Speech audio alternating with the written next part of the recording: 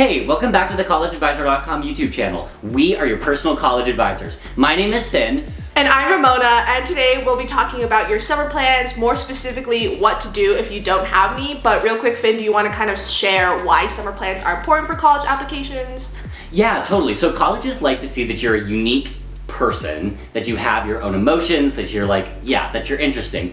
And so one of the ways that you can really express this is through your summers as an extension of your extracurricular activities and the other things that you like to do. So the summers are some free time where you can really dive into what you love and bring out that passion, bring out that interest, and hopefully do some things that have some serious impact.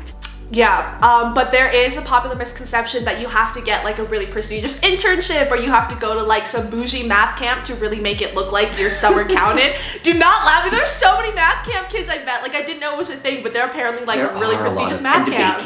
Debate camps. It's very intense. Yeah, it's very intense. Yeah, Finn and I didn't go to any of the above, which is why we're here to tell you that those are just misconceptions. You don't need a prestigious internship. You definitely don't need to go to debate camp. And so in this video, we'll be giving you a bunch of ideas for things you can do this summer if you don't have any specific plans yet. So the first thing we have for you is a passion project.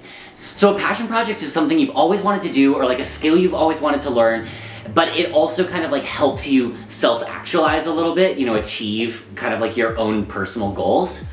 But what it really does is it shows initiative, and there are ways that you can spin it to fit your application narrative. So for example, have you always wanted to open an Etsy store, for example?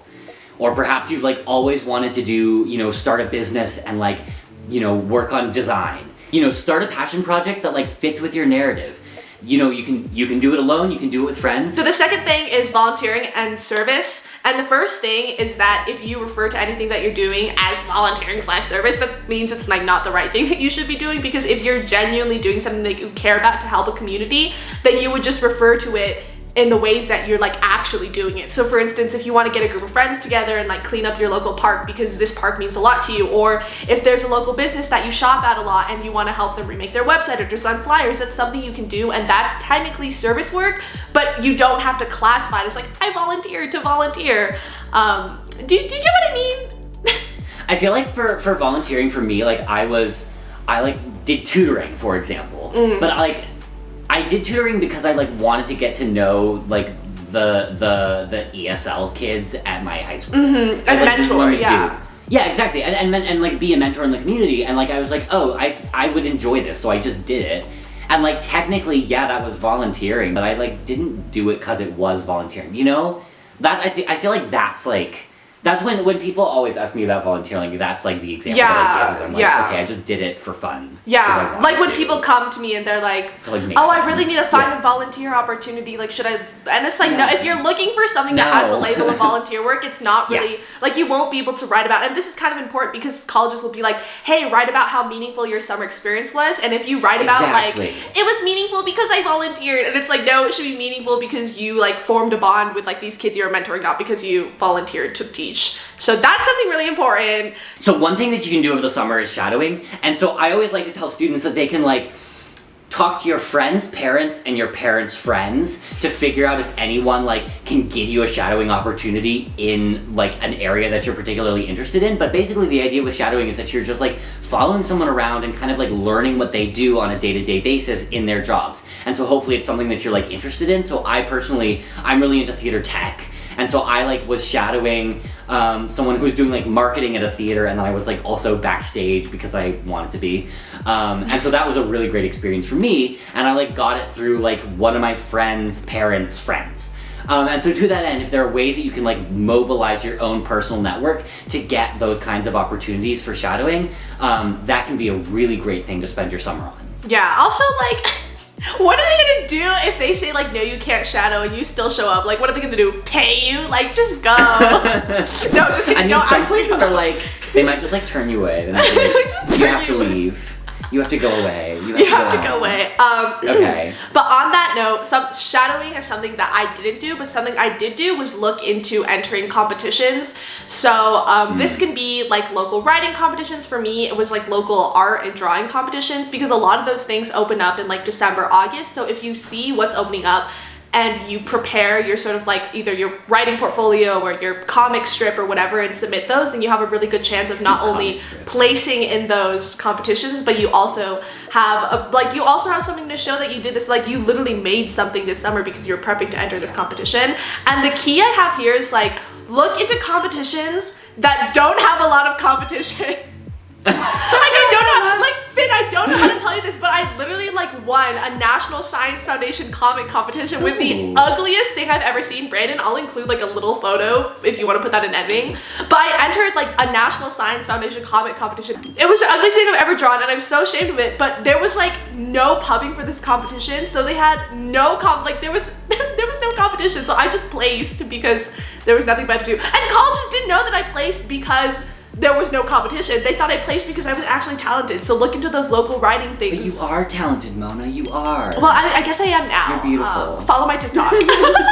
Really just look into something that's, I think local is really important. Like in the magazines even, like in my newspaper, they'd be like, oh, we have like a writing competition. And just submit your poetry. And those aren't pubbed a lot because the people starting them just don't know what like pubbing is. So look into those. And regardless of whether you place or not, you will come out with a portfolio and something you've made. It's true. It's true. This is a pretty common one, but like studying for the SAT, ACT, and like free online classes. And this is something that I want to recommend with caution, because I think that part of applying to college is like you want to give the colleges a compelling reason to admit you, not just like a reason to like not deny you, if that makes sense. And so the SAT and ACT and a lot of these like numbers-based things are often reasons to not deny you. Rather than reasons to admit you. Especially when it comes to like elite admissions. But I would say like you can spend some time working on the SAT or the ACT and like other standardized tests, and then taking like free online classes is another great way to like work on your academic portfolio and work on your academic interests in a way that's not so like rigidly numerical and like, you know, read for what it is. But a free online class is another moment where you can experience or like get into that passion and get into like what you're really interested in, and then get credit for it and you know, get some experience and maybe even get a head start on your college credits. Yeah, totally. So that could be a really great way. There are a lot of paid online classes and some free online classes. You can do a lot of like summer programs through colleges for online classes, and then check out free ones though. Like look for free ones. Yeah, look for the free ones. I mean, one really common one is CS50. You need a lot of motivation to go through like a free online Harvard or Yale or MIT like course. Coursera? Oh yeah, Coursera. So but good. The thing is, it's like if you take that class, you're gonna come out of that class with a final project, and you will have something that you are interested in, and you will learn a little bit more about yourself, which is the most important thing. But another option that you definitely should not look away from is getting a part-time job. I had a part-time job in college. There's nothing wrong. Wait, in college? Well, in college and in high school. There's nothing wrong with getting a part-time job. If anything, this shows that you have drive. You can also save up for the application process that can be very expensive. But the most important thing is I feel like part-time jobs just give you the craziest stories and like the most experience in terms of like personal growth. And like I always make a joke where it's like if something bad happens to me, like I'll share it on my next Tinder date. But like in this case, if something happens to you, you can turn that into an actual like writing experience, which is so important. And the last thing, and this all leads into me saying, there's this quote from TikTok.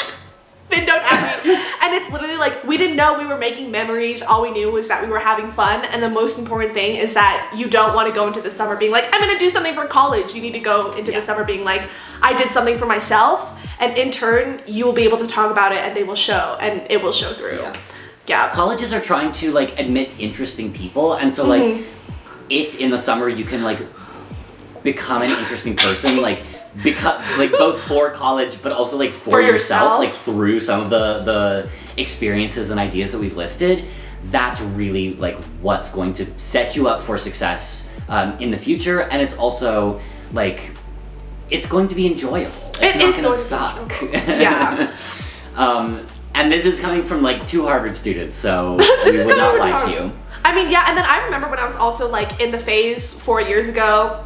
So me, like you guys, but me, like when I was you guys, the viewers, where like I was watching this one Stanford YouTuber, and it was like Sue at Sue or something. I don't know if her channel's still up, but she like released her Stanford essays onto a WordPress, and one of the Stanford essays was like, what did you do this summer? And she literally just submitted a bulleted list, like, I had fun, I learned to skateboard, and I walked with my friends on the beach. And I was like, wow, that like, I feel like that just made her so much more of an interesting person than if she was like, I volunteered and I like did NHS. Yeah.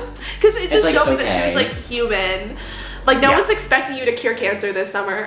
So just please like. I mean, unless you can. Unless you can, that'd be like really great. For next summer though, if you do want to get ahead of the game, we will be dropping a video on how to look into and apply to summer programs that are free. We also have a series of free webinars and blogs about spending your summer you can check out, link down below. And don't forget to follow us on TikTok and Instagram at @JoinCollegeAdvisor for more updates. Thank you so much for making it to the end. We're here to stay, so subscribe, get comfy, and come vibe with us.